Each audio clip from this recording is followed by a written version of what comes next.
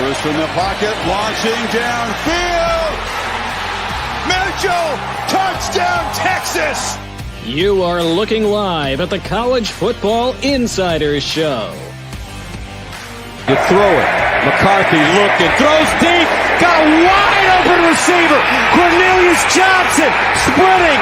Touchdown, Michigan. Now, here are your hosts, ready to break down this weekend's top matchups. Well, cue bittersweet symphony as the college football season comes to a close in about 56 hours or so. What's up, everybody? I'm Matt Grissom, joined as always by Quentin Mills and Smitty. What's up, boys? It's a sad day on Tuesday, but it's also a bright day because that means we're a day closer to college baseball in February. It's a good time. It might be a great Tuesday morning, though. It might be. You have to hit up Dave. Dave Portnoy sending 4 people, all inclusive, paid to the game. Oh, send me. I got to check with the wife and the kids and make sure I don't have to do anything. Let me tell you something. If you said you're going, Houston, they don't have a choice. There could be better locations for a national championship game. I'll leave it at that. I agree. Houston's nothing to write home about, especially down where the NRG Stadium is.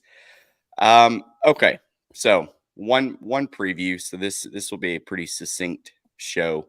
But is there anything that stuck out to you guys last week in those 2 games? And by the way, let me publicly thank you guys, because our show last week kind of convinced me that Washington was the right side to bet. So luckily I did get on them late and that cashed. But here we are, 2 14-0 teams, 7-6-1 against the spread in Washington, 8-5-1 against the spread with Harbaugh. Who comes out of this as your national champ for the 2023 season? Go ahead, Smitty. Well, just your first question was what really went on in that. And let's just go. We'll go first in the Rose Bowl with Michigan. They got to clean up some things, both punt returns with the fumble. I still can't believe that second one at the very end of the game, how that kid held on to the ball, because when he fumbled and he got drilled. He got drilled. I just can't believe he held on to the ball at all. So they got to clean that up. The extra point, they messed up too. So special teams has to get a lot better. You cannot keep making these mistakes. First play of the game, McCarthy, how he didn't throw that out of bounds. I don't know what he was trying to do. They lucked out on that too. So, real quick, things they got to clean up for this game, the special teams, and limit the mistakes. And then I'll dive in here in a little bit where I think the game's going to go. But that's what Michigan needs to do, I think, in this one. Yeah, I was talking about that very first play. If that gets upheld as an interception, I think that changes the whole game essentially, because as soon as he threw it, they're putting the camera on him. His head's down. Here we go. It's just going to be one of those days. They get, obviously, the correct call, and it changed the game, in my opinion.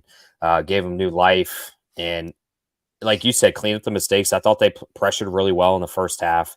I think towards the second half, late first half, early second half, they kind of lost the containment aspect of Jalen Milroe. He started breaking some runs. I think if Milroe could have maybe thrown the ball a little better, they should have won. And frankly, I thought first half Michigan dominated, but it was kind of nerve-wracking how close it was. I had stated Michigan was the better team, but Alabama just was one of those teams I thought was playing gritty football, and they showed that. And as much as from a financial standpoint, I wanted Bama to win, my heart wanted Michigan to win, as I stated. And I think Michigan should have lost, personally. I think if Milroe doesn't fumble that ball at the 30, they go up 10 and Michigan scores. It's still 23-20. I think Bama, goes. But one thing that concerns me against Washington, I think the better matchup for Michigan would have been Texas, because I think Texas has less weapons. I think they could have contained Baxter a little better.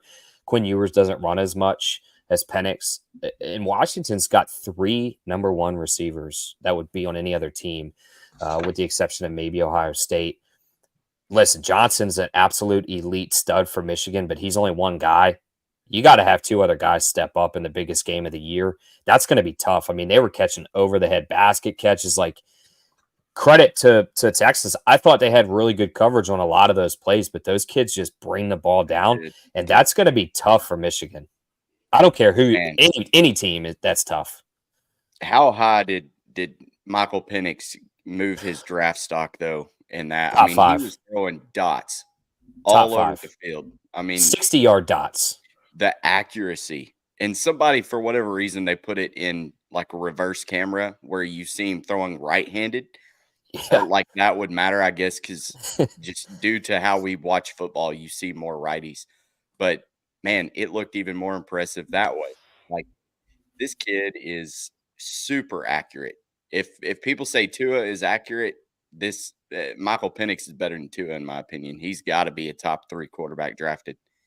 Can you make before we get into it, can you make the argument, and maybe it's recency factor, but does he throw a better ball than Caleb Williams? Like, if you're looking at this guy now, he has the knee issue, so we get that, but you got to think, man, if he balls out in this game, win or lose in a tight game, does that not raise some questions of who the number 1 quarterback in the draft is going to be? I think the one thing, Q, I've heard on some shows is, again, like you said, with the injury. And then I'm not sure off the top of my head right now. This is just what some other shows have said. They said about his age, where the guys are younger. He's a little older. Again, I don't know right off the top of my head. I did not look at his age where he's at, but he has been around for a little bit in college. 24. 20. Yeah. I mean, so in a way, it's kind of like Kenny Pickett. Yeah. Pickett came in, and I think he was, I think Pickett's about 26 now, or going to be 27 if you go into the next year, I believe. Kenny Pickett's got them small hands, though. Got the small hands. No, Drew Brees hands. Guys, I've been saying it. I think he throws his balls unbelievable. I mean, his accuracy is just, it's crazy how good he is. And like you guys said, they have 3 major wide receivers. I mean, I'll dive into what I think is going to happen here in a second. Well, all right. Getting into the game, if you don't have any other thoughts on that, I've just got to throw this out there because I think it's pretty laughable. Blake Corum is minus 370 on DraftKings to score a touchdown. I feel like that's pretty high. Rome Odunze is next at minus 130, as well as Dylan Johnson minus 130. We've got a lot of props in this one. This is, they're kind of treating it like the Super Bowl as far as all the prop options out here. Obviously, you've got the side and total. Our projections they were damn near spot on last weekend. My power rating made this 4. Somebody had asked me on Twitter what I would make it in a hypothetical matchup. It was 4. Open 3.5. Should have jumped on the 3.5. Now it's at 4.5.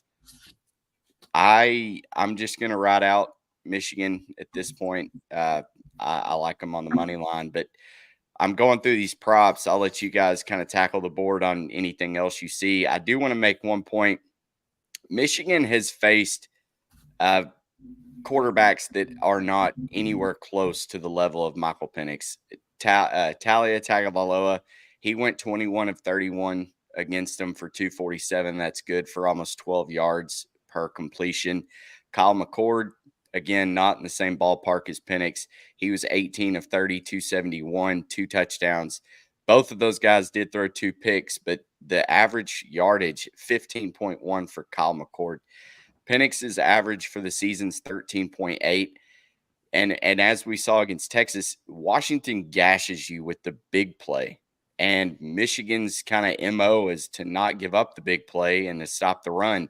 Washington doesn't run the football. So that being said, in a true defense versus offensive matchup here, does the defense prevail? I mean, they say defense wins championships, but in this case, could Michigan's defense be susceptible to giving up those big plays? I'll go to you, Smitty. Yeah, like you said, and we hit well last week with Johnson. We said he wasn't going to run great against Texas. 21 carries, 49 yards, did have 2 touchdowns. Again, I agree with you. I don't think he's going to be able to run against Michigan. I think you said it well. What quarterback have they seen that can spread them out like this and throw the ball with the accuracy? They haven't. And, the one I thought of was the Maryland game. And, when you break that game down, he did throw the ball extremely well against Michigan. So they got to eliminate the big plays here. They got to control the ball, keep them off the field. I think you're going to see, and I think I think Michigan, I think some people said Washington's pretty good on the line. I think Michigan's going to dominate the line. I think they're going to be able to run the ball against them. I think Corum's going to have a big game. I think Edwards is the guy you got to get in. I think he could be a sneaky guy here. Get him out, maybe throwing some quick screens to him, some quick throws, get him moving. Wilson has to have a big game. He really didn't in that Bama game until late in this. I think if you really break this down, I think Michigan's going to have enough defense to slow them down. Now, if Washington gets out quick, then we're in major trouble, I think. JJ has to play. JJ, a couple people said didn't play great, but he was 17 out of 27, 221, 3 touchdowns. I didn't think he played a brutal game. I'd like to see keep running. I like his legs getting involved here. A lot of people I respect in this industry have been jumping on Michigan, and it doesn't matter with the juice. They've laid at minus 170, minus 180. I mean, I'll probably take a chance and just lay the juice with Michigan. I think Michigan wins this game, and I'm not trying to say that because I'm a Michigan fan. I just think they're going to be a better team. I think they'll be able to slow down Washington, and they're going to run the ball and control it, and they're going to score enough. Q. You could plug and play the game plan here, whether it's Michigan or Texas. You're essentially for 2 straight weeks playing the same team. Solid defense up front, heavy run team. So Washington on the defensive side is just going to have to corral Blake Corum and Edwards, which they had to do with Baxter. And then I think it's we talked about the 3 best receivers. Michigan has 1 guy, 2 guys are going to have to step up. If this game goes to be a shootout, Michigan loses. If Michigan can control the line of scrimmage, if they can have 6-7 minute drives, they're going to win this game. I think it's going to be. I think points are going to be scored. I don't think JJ had a bad game. Last game. I think he was a game manager. I think he kept drives alive. I wouldn't say he put up Penix numbers. I think the stats show that. And I don't think anybody, is rightfully able to say, like, well, Penix is better than JJ and JJ sucks. They're 2 different offenses. One's an air raid, one's, heavy run. So it's hard to compare. But I think JJ's got to keep those drives going. You've got to be third and manageable. You just got to keep Washington off the field because, again, for 4 quarters, it's really hard to cover those 3 guys. And especially we talked about Penix's accuracy. I think there's 2 plays here. I think you could lay the juice with Michigan, but I think you could also play middleman.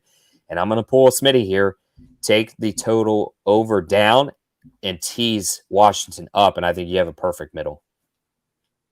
It's a 3 to 7 point game to me. JJ McCarthy hasn't been asked to do just a whole lot. You think back the 60 passing yards he had against Penn State, but he turned around through 335 against Purdue, then 287 with 4 touchdowns against Michigan State. So he's capable of doing it. I don't know if Washington's defense is going to be able to keep them lower scoring. So I do like that over as well. I guess the biggest question to me is where are we at after the first quarter? I know it's a cop-out to say live bet it, but you look at the games last week and the live betting volatility. I mean, you could have gotten Michigan at one point in early first quarter. I think they were plus 5.5, plus 6, something like that after Alabama had gone up. But the markets are so volatile in the live betting market. And I mean, if Washington goes and punches Michigan in the mouth on those scripted drives right out the gate, I mean, Michigan's not minus 4.5 anymore. They may be a pick 'em or, plus 1.5. So just keep that in mind. You don't have to worry about pre-flop betting this if you want to just wait and see. Because let me tell you, firsthand, I've doubted Michael Penix in this Washington Huskies team all season long, and they continue to prove me wrong. So I would hate to go out as a loser again in the national championship game when I had an opportunity to live bet. So, all right, with that being said, props, let's get into it. There are several touchdown scoring props, passing props. Michael Penix has stayed at 1.5 touchdowns, but you've got to lay the juice minus 195. Is that bettable, or would you stay away from it, laying that kind of juice on over 1.5 touchdowns? Q. How many touchdowns did Dylan have last week? I mean, he punched in 1, I know for a fact. Do you have that situation where you play 20-20 air raid football, and then they change, down the goal line where Johnson pushes them in? that could screw you. Defenses obviously as the field gets shorter, they kind of gain the edge, right, and less coverage area. So you're going to need a 30 or 40 yard pass to score. Minus 195 on 1.5. I mean, if he runs one in, that's passing, correct? Yeah, that's just passing. You could get so screwed on that because he could be thrown for 360 yards and have 1 touchdown, but he has 2 rushing and Dylan Johnson has 1. I personally would stay off of that. It's too much juice. Yeah. What about you, Smitty? I'd probably stay. I mean, I'm probably going to stay off of it. If he couldn't run, I think it's great, but he runs. That's the problem. It's just too dicey. I am curious, what is Polk and McMillan's anytime touchdown? Obviously, you said Odunze's minus 130. Polk is plus 215. And who'd you say? McMillan. I think he had a touchdown last game. McMillan is plus 160. Donovan Edwards from Michigan plus 145. I kind of like that. They've got to get him, and I think Alex Orji involved too. Orji had 2 carries last game. How about can I throw? How about the tight end? Is it Loveland? Loveland is plus 195. I kind of like that one. If you get a play action rollout, he's the guy. Yeah, or do they run that shotgun play action like they did the other night with Corum? Michigan. I just can't lay. This may be a play for me. Michigan defense and special teams plus 350. Get a pick 6. I don't see it. Know. Oh, I don't mind that one. I think I like their value. They've got to get their special teams. Yeah, Harbaugh's harped on the special teams all season long or all week long. How about real quick another one I just want to throw out there since you have it. How about Morgan, the freshman from Michigan? Morgan Samaj plus 280. Because you can tell they're really trying to get him involved because he's the speed on the team. He's the game breaker on that team. What's Dylan Johnson's?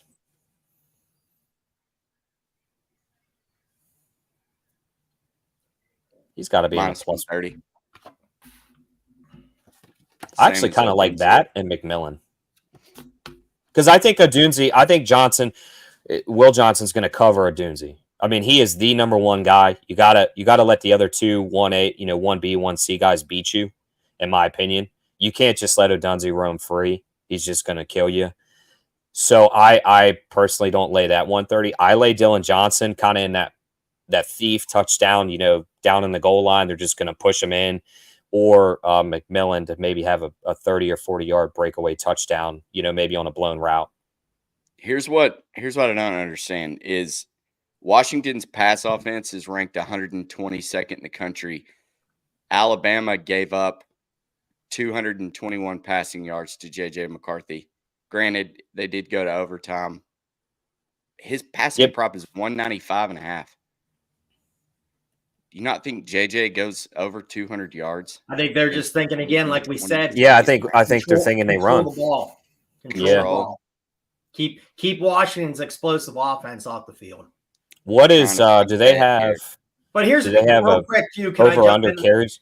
Yeah, go ahead. Can I just jump in? But here's one you can look at that too: is if Washington gets out to a quick start, Michigan's not going to have the opportunity to really run the ball a lot. No. So then he's going to have to throw and try to get back in. Look at the TCU game last year when they got behind quick, and then he did put up big numbers because he had to really throw the ball because they were behind. So that's a way you could look at that too. That might not be a bad overplay. What's a McCarthy interception? Dude, I don't like how you're doing all this negative stuff. You're going all these Washington. I'll get to that in a second. No, listen, I did bet Michigan money line, but I mean, the first play of the game, we saw what he throw 2 interceptions against TCU last year. I believe it was 2. Yeah. Hey, when you make JJ throw, he's going to make one mistake. Best quarterback at Michigan in the history of Michigan. Did y'all catch that? I did. Tom Brady. Maybe. Yeah, but I'll say like JJ McCarthy's not that. There's some context. Brady wasn't spectacular at Michigan. No, Brady did a lot of splits with Drew Henson at that time. Yeah.